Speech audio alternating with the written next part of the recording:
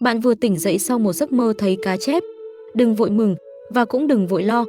Cá chép là linh vật của dòng chảy tài lộc, nhưng dòng chảy đó có thể xuôi, có thể ngược, và có người mơ thấy cá chép xong thì công việc lên như diều gặp gió, trong khi người khác lại mất tiền oan chỉ sau vài ngày.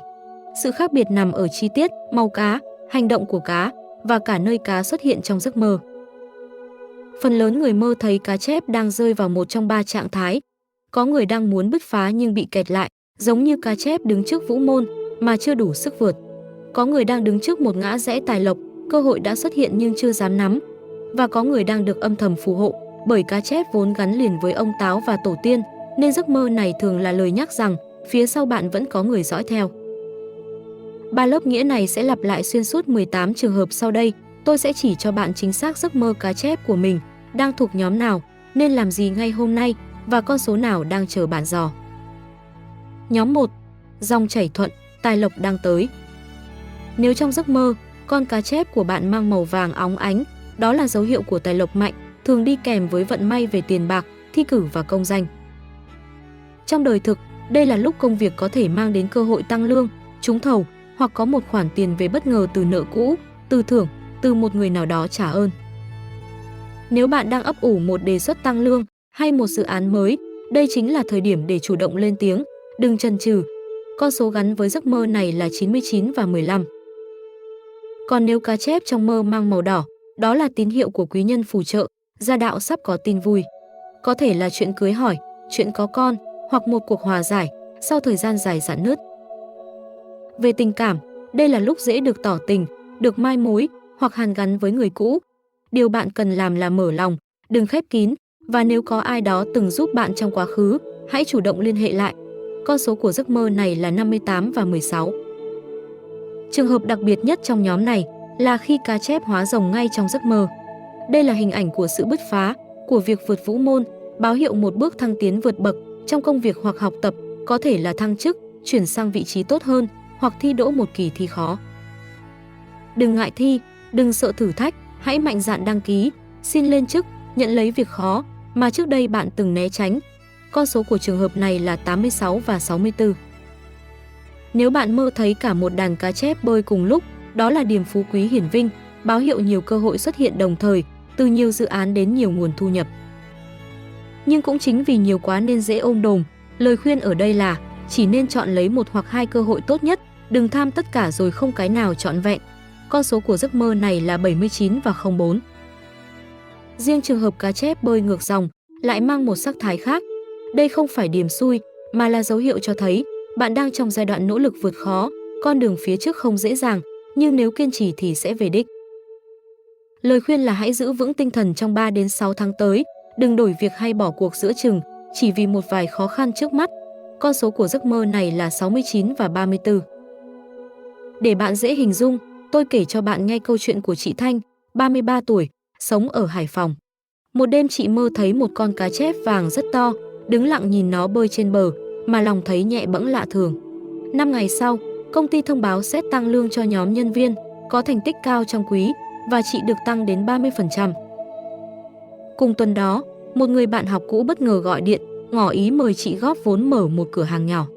Thay vì từ chối như thói quen cẩn trọng trước đây, chị quyết định thử một lần, và 3 tháng sau nhận về khoản lãi 50 triệu đồng. Chị bảo, giấc mơ hôm đó giống như một lời nhắc rằng đã đến lúc phải dám nắm lấy cơ hội, thay vì cứ mãi sợ rủi ro. Một câu chuyện khác là của anh Lợi, 29 tuổi, ở Cần Thơ. Đêm trước ngày thi công chức, anh mơ thấy một con cá chép hóa thành rồng, bay vút lên trời, còn anh thì đứng dưới bậc đá ngước nhìn theo. Sáng hôm sau tỉnh dậy, dù trong lòng vẫn còn lo lắng vì đây là lần thi thứ 3, anh vẫn quyết định không rút lui như những lần trước. Kết quả, anh đỗ và được nhận vào làm trong một cơ quan nhà nước mà anh mơ ước từ lâu. Anh nói, nếu không có giấc mơ đêm đó tiếp thêm can đảm, có lẽ anh đã bỏ cuộc ngay từ vòng hồ sơ. Nhóm 2. Dòng chảy nghịch, tài lộc bị chặn. Không phải giấc mơ cá chép nào cũng mang tin vui. Nếu bạn mơ thấy cá chép chết, đây là dấu hiệu cho thấy dòng chảy tài lộc đang bị chặn lại, và những kế hoạch tiền bạc gần đây có thể gặp trục trặc. Trong công việc, các dự án hay hợp đồng đang triển khai có nguy cơ bị hủy hoặc trì hoãn, còn về tài chính thì các khoản đầu tư dễ thua lỗ hơn bình thường. Lời khuyên lúc này là hãy tạm dừng mọi quyết định tài chính lớn, kiểm tra lại kỹ càng sổ sách và hợp đồng trước khi ký bất cứ điều gì. Con số của giấc mơ này là 90 và 50. Nếu trong mơ bạn thấy cá chép bị câu lên khỏi mặt nước, đó là hình ảnh ẩn dụ cho việc bạn đang bị lôi kéo vào một chuyện không có lợi cho mình, có thể là một lời mời hợp tác, nghe rất hấp dẫn nhưng ẩn chứa rủi ro. Hãy cẩn trọng với những lời hứa hẹn quá đẹp, đặc biệt tránh xa các mô hình đa cấp hay những khoản vay mượn dựa trên lòng tin. Con số của giấc mơ này là 12 và 22. Còn nếu cá chép trong mơ bị làm thịt hoặc bị rán, đây là điềm báo tài lộc bị hao hụt, không còn nguyên vẹn như trước. Về tài chính, có thể bạn sẽ phải chi tiêu bắt buộc vì bệnh tật, vì lỗi lầm nào đó, hoặc vì một khoản phạt bất ngờ. Tốt nhất nên tạm hoãn những khoản mua sắm lớn và chuẩn bị sẵn một quỹ dự phòng. Con số của giấc mơ này là 81 và 62. Trường hợp cá chép mang màu đen trong giấc mơ cũng cần lưu tâm, bởi đây là dấu hiệu năng lượng tài lộc đang bị nhiễm âm khí, dễ dẫn đến xui rủi và tranh chấp. Trong gia đạo, có thể sẽ xuất hiện chuyện buồn, mâu thuẫn giữa các thành viên hoặc người thân gặp vấn đề sức khỏe. Cách hóa giải là chăm lo việc thờ cúng tổ tiên chu đáo hơn, giữ nhà cửa sạch sẽ và hạn chế tối đa những cuộc cãi vã không cần thiết trong thời gian này. Con số của giấc mơ này là 18 và 67. Chị Hằng, 31 tuổi, ở Bình Dương từng trải qua một chuyện khiến chị nhớ mãi. Đúng lúc đang chuẩn bị xuống tiền mua một mảnh đất, chị mơ thấy cá chép chết nổi trắng cả mặt ao. Tỉnh dậy với cảm giác bất an lạ thường, chị quyết định hoãn việc ký hợp đồng lại vài ngày để kiểm tra kỹ giấy tờ pháp lý. Không ngờ, khi tra cứu, chị phát hiện sổ đỏ của mảnh đất đó đang bị thế chấp ngân hàng mà bên bán giấu nhẹm. Nếu chị ký hợp đồng hôm đó, rất có thể tiền đã mất mà đất cũng chưa chắc giữ được. Chị bảo, may mắn là mình đã nghe theo linh cảm từ giấc mơ thay vì vội vàng. Anh Đức, 37 tuổi, ở Đồng Nai cũng có một trải nghiệm tương tự. Anh mơ thấy một con cá chép bị câu lên và trên lưỡi câu lại dính đầy tiền. Vài ngày sau, có người quen rủ anh góp vốn vào một dự án kinh doanh với lời hứa, lãi suất rất cao. Nhớ lại hình ảnh trong giấc mơ, anh quyết định từ chối và sau này mới biết dự án đó sụp đổ, kéo theo nhiều người mất trắng số tiền đã góp. Anh nói, giấc mơ hôm đó giống như một lời cảnh báo rằng đừng để bản thân bị câu bằng miếng mồi tiền bạc. Nhóm 3. Dòng chảy cơ hội, cửa mới mở ra. Có một kiểu giấc mơ cá chép khiến người ta vừa mừng vừa tiếc, đó là khi thấy cá chép nhảy lên bờ, rồi lại rơi xuống nước. Hình ảnh này báo hiệu một cơ hội lớn vừa lóe lên trong cuộc sống của bạn, nhưng nếu không hành động đủ nhanh, thì rất dễ vụt mất. Nếu gần đây có ai đó mời bạn tham gia một dự án hay một lời đề nghị công việc mà bạn còn đang do dự, đây chính là lúc cần quyết định nhanh, đừng để nỗi sợ hãi kéo dài thêm nữa. Con số của giấc mơ này là 71 và 42. Ngược lại, nếu trong mơ bạn bắt được một con cá chép to, đó là dấu hiệu bạn đã nắm được cơ hội vàng, thu nhập có khả năng tăng mạnh trong thời gian tới, có thể qua một hợp đồng lớn hoặc một công việc rất tốt.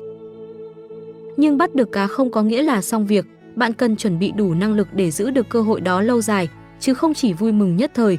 Con số của giấc mơ này là 44 và 36. Nếu cá chép trong mơ bơi thẳng vào nhà, đây là điềm lộc vào nhà, thường báo hiệu sẽ có người mang tin tốt hoặc tiền bạc đến với bạn. Hãy để ý đón tiếp những người lạ hoặc người quen lâu ngày không gặp xuất hiện trong thời gian này và lắng nghe kỹ những gì họ nói, bởi lộc đôi khi đến qua chính những cuộc trò chuyện tưởng như tình cờ. Con số của giấc mơ này là 28 và 82. Một trường hợp khác là khi cá chép bay lên trời rồi biến mất khỏi tầm mắt. Đây thường là dấu hiệu của một cơ hội liên quan đến việc đi xa, có thể là chuyển công tác, đi xuất khẩu lao động hoặc du học. Nếu gần đây bạn đang cân nhắc một cơ hội ở xa nhà, đừng để nỗi sợ ngăn cản, hãy cân nhắc kỹ nhưng đừng vội từ chối, chỉ vì lo lắng xa xôi. Con số của giấc mơ này là 51 và 19. Còn nếu bạn mơ thấy cá chép đẻ ra rất nhiều trứng, đó là hình ảnh của những mầm mống cơ hội nhỏ đang tích lũy dần trong cuộc sống của bạn. Về tài chính, đây có thể là lúc xuất hiện nhiều nguồn thu nhỏ như công việc online, việc làm thêm hay các dự án tự do. Thay vì chờ đợi một dòng tiền lớn duy nhất, hãy bắt đầu xây dựng nhiều dòng tiền nhỏ song song với nhau. Anh Phong, 28 tuổi, ở Quảng Ninh từng mơ thấy mình bắt được một con cá chép rất to, tay ôm mà cảm nhận rõ sức nặng của nó. Vài ngày sau, sếp giao cho anh một dự án mới với ngân sách lớn hơn hẳn những gì anh từng phụ trách. Ban đầu anh định từ chối vì sợ trách nhiệm quá nặng, nhưng nhớ lại giấc mơ, anh quyết định nhận lấy thử thách. Kết quả, dự án thành công ngoài mong đợi, anh được tăng lương và nhận thưởng gấp đôi so với trước. Anh chia sẻ, nếu bỏ lỡ lần đó, Có lẽ phải rất lâu nữa mới có một cơ hội lớn đến vậy. Cô giáo Thủy, 41 tuổi, ở Huế lại có một giấc mơ nhẹ nhàng hơn khi thấy cá chép bơi vào nhà, nhưng nước chỉ vừa đầy trong chậu, chứ không tràn ra ngoài. Một tháng sau, người anh trai sống xa nhà lâu năm bất ngờ về thăm và rủ cô góp vốn mở một lớp luyện thi trực tuyến. Cô nhận lời và sau 6 tháng, thu nhập của cô tăng gấp 3 lần so với trước.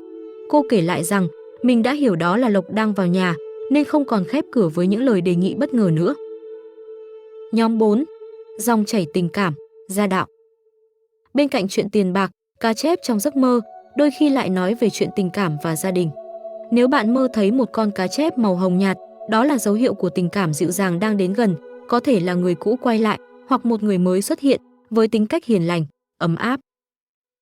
Hãy cho phép bản thân được hạnh phúc trở lại, đừng ôm mãi nỗi đau cũ mà chặn đường tình duyên mới. Con số của giấc mơ này là 31 và 26. Nếu cá chép trong mơ có màu trắng, đây là tín hiệu của một mối quan hệ trong sáng, nhưng cũng dễ tổn thương. Người xuất hiện trong giai đoạn này có thể rất chân thành, nhưng mối quan hệ vẫn còn mong manh, vì vậy đừng vội tin tưởng tuyệt đối ngay từ đầu, hãy vừa mở lòng vừa quan sát thêm thời gian. Con số của giấc mơ này là 18 và 67. Có một trường hợp khá đặc biệt là khi bạn mơ thấy cá chép bơi quanh bàn thờ trong nhà. Đây thường là lời nhắn nhủ từ tổ tiên hoặc ông Táo về chuyện gia đạo, có thể việc thờ cúng trong nhà cần được chỉnh sửa lại, hoặc người lớn tuổi trong gia đình đang cần được quan tâm nhiều hơn. Hãy dành thời gian lau dọn bàn thờ, thay nước, thay hoa và thắp nhang xin bình an cho cả nhà. Cuối cùng, nếu trong mơ bạn thấy cá chép bị người khác bắt mất ngay trước mắt mình, đây là điềm báo cơ hội tình cảm hoặc gia đạo có thể bị người khác giành lấy. Trong tình yêu, đó có thể là người mình thầm thương lại đi cùng người khác. Trong gia đình, đó có thể là một cơ hội vốn thuộc về nhà mình nhưng lại rơi vào tay người ngoài. Bài học rút ra là hãy học cách nói ra mong muốn của mình, đừng im lặng để rồi tiếc nuối. Con số của giấc mơ này là 27 và 72. Chị Liên, 32 tuổi, ở Biên Hòa từng mơ thấy một con cá chép hồng bơi rất chậm quanh mình, trong làn nước trong veo, lòng chị khi đó thấy nhẹ nhõm lạ thường. Vài tuần sau, một người bạn học cũ thời đại học bất ngờ nhắn tin hỏi thăm, hai người dần nối lại liên lạc, rồi tiến đến yêu nhau. Chị nói, giấc mơ hôm đó giống như một lời hứa rằng mình vẫn xứng đáng được yêu thương lần nữa. Còn anh Hải, 43 tuổi, ở Long An lại có một trải nghiệm buồn hơn. Anh mơ thấy mình bắt được một con cá chép trắng, nhưng nó tuột khỏi tay, rơi vào tay người khác. Một thời gian sau, vì tin tưởng, anh để người em họ đứng tên hộ một mảnh đất, và không lâu sau đó xảy ra tranh chấp, khiến anh gần như mất trắng. Anh nói, giấc mơ đã nhắc trước, nhưng lúc đó anh không hiểu, đến giờ nhìn lại mới thấy rõ. Dù giấc mơ của bạn thuộc nhóm nào, luôn có những cách để kích hoạt thêm tài lộc hoặc hóa giải vận xui. Một tượng cá chép vàng bằng đồng đặt trên bàn làm việc, hướng đầu cá vào trong nhà, được xem là vật phẩm kích hoạt tài lộc hiệu quả. Một bức tranh cá chép hóa rồng treo phía sau lưng chỗ ngồi làm việc sẽ giúp bạn có cảm giác như đang tựa lưng vào sức mạnh thăng tiến. Đá thạch anh vàng đặt trên két sắt hoặc bàn thu ngân, hỗ trợ tốt cho tài chính, trong khi một bộ chuông gió 6 ống treo ở cửa chính hay ban công sẽ giúp gọi lộc vào nhà mỗi khi có gió thổi qua. Nhang trầm hương thắp vào buổi chiều tối cũng là cách thanh lọc không gian rất tốt mỗi khi bạn muốn đón thêm may mắn. Nếu có điều kiện, một bể cá mini nuôi từ 1 đến 3 con cá chép đặt ở góc đông nam của phòng khách, vốn được xem là góc tài lộc trong nhà, sẽ giúp kích hoạt cả yếu tố thủy lẫn yếu tố lộc cùng lúc. Và đừng quên, một chiếc ví da màu vàng hoặc đỏ dùng để giữ tiền mặt hàng ngày cũng góp phần giúp tiền vào nhiều hơn tiền ra. Bên cạnh vật phẩm, có những hành động thực tế bạn có thể làm ngay hôm nay. Việc thả cá chép, dù là cá thật hay chỉ mang tính biểu tượng, vào một chậu nước sạch hoặc một dòng sông gần nhà, vừa là hành động phóng sinh, vừa được xem là cách kích hoạt dòng chảy lộc cho bản thân. Hãy thử viết ra 3 mục tiêu tài chính cụ thể cho 3 tháng tới và dán ở nơi dễ nhìn thấy mỗi ngày, bởi cá chép trong tâm linh luôn tượng trưng cho hành động, không chỉ là giấc mơ suông. Dọn dẹp sạch sẽ góc đông nam trong nhà hoặc trên bàn làm việc, rồi đặt tượng cá chép hay đá thạch anh vàng vào đó, cũng là một cách đơn giản để đón thêm may mắn. Nếu trong giấc mơ bạn thấy nghĩ đến một người bạn hay một quý nhân nào đó, đừng ngần ngại, hãy chủ động gọi điện cho họ, bởi đôi khi lộc đến qua chính người mà tâm trí bạn đang hướng về trong giấc ngủ. Và nếu chẳng may bạn mơ thấy cá chép chết hoặc cá chép đen, hãy tạm hoãn mọi quyết định mang tính liều lĩnh trong vòng 7 ngày, để cả cơ thể lẫn tâm trí có thời gian ổn định lại, trước khi đưa ra lựa chọn quan trọng. Cũng cần lưu ý một vài dấu hiệu cảnh báo. Nếu mơ thấy cá chép chết, cá chép đen hoặc cá chép bị dán, tuyệt đối không nên vội vàng vay tiền hay ký những hợp đồng lớn trong thời gian này. Nếu mơ thấy cá chép bị người khác bắt mất, đừng im lặng khi nhận ra cơ hội của mình, hãy lên tiếng trước khi quá muộn. Nếu cá chép trong mơ bơi trong dòng nước đục, đó có thể là dấu hiệu môi trường sống hoặc làm việc hiện tại của bạn đang không còn trong lành và bạn nên nghĩ đến việc thay đổi. Nếu cá chép bơi quanh bàn thờ, hãy chăm chút lại việc thờ cúng và quan tâm nhiều hơn đến người lớn tuổi trong nhà. Còn nếu mơ thấy cá chép hóa rồng nhưng lại rơi xuống nước giữa chừng, điều đó cho thấy cơ hội lớn đang đến nhưng bạn vẫn còn thiếu một bước chuẩn bị, có thể là kiến thức, có thể là một mối quan hệ cần kết nối thêm. Nhìn sâu hơn vào khía cạnh tâm lý, người thường mơ thấy cá chép thường sở hữu một nội lực khá mạnh mẽ, họ có khả năng chịu khó và chịu khổ, chỉ là đôi khi thiếu niềm tin vào chính năng lực của bản thân. Cá chép trong văn hóa dân gian tượng trưng cho việc tự mình vượt khó, chứ không phải ngồi yên chờ trời cho, nên giấc mơ này không phải lời nhắc để bạn thụ động chờ đợi, mà là tiếng gọi để đứng dậy và bơi tiếp. Đặc biệt, nếu bạn mơ thấy cá chép lặp lại đến 3 lần trong một khoảng thời gian ngắn, đó không còn là sự ngẫu nhiên nữa, mà rất có thể tâm trí bạn đang thực sự đòi hỏi một sự thay đổi lớn trong cuộc sống. 3 kiểu dòng chảy cũng đáng để bạn để ý thêm. Nếu cá chép trong mơ bơi êm ả trong dòng nước trong, đó là dấu hiệu bạn đang đi đúng hướng và chỉ cần tiếp tục kiên trì. Nếu cá chép bơi quay vòng trong dòng nước xoáy, có thể bạn đang bị cuốn theo cảm xúc, tin đồn hoặc ý kiến của người khác và điều cần thiết lúc này là tìm một điểm tựa vững vàng, có thể là một người cố vấn đáng tin cậy. Còn nếu cá chép phải bơi qua đá, qua gành mới đi được, điều đó cho thấy con đường tài chính của bạn không hề bằng phẳng, sẽ phải trải qua nhiều chặng gian nan, nhưng miễn là bạn không bỏ cuộc ngay từ những bước đầu tiên, hành trình vẫn sẽ dẫn đến nơi cần đến. Tóm lại, cá chép xuất hiện trong giấc mơ chính là biểu tượng cho dòng chảy tài lộc và cơ hội thăng tiến trong cuộc sống của bạn. Đừng bỏ lỡ những tín hiệu này. Hãy thử áp dụng ít nhất một trong những hành động thực tế vừa được chia sẻ, chọn cho mình một vật phẩm phong thủy phù hợp với giấc mơ vừa trải qua. Và đừng quên để lại bình luận bên dưới cho tôi biết 3 điều này, con cá chép trong giấc mơ của bạn mang màu gì, nó đang xuất hiện ở đâu, trong nhà, dưới sông hay quanh bàn thờ, và bạn đang mong muốn thay đổi điều gì trong 3 tháng tới.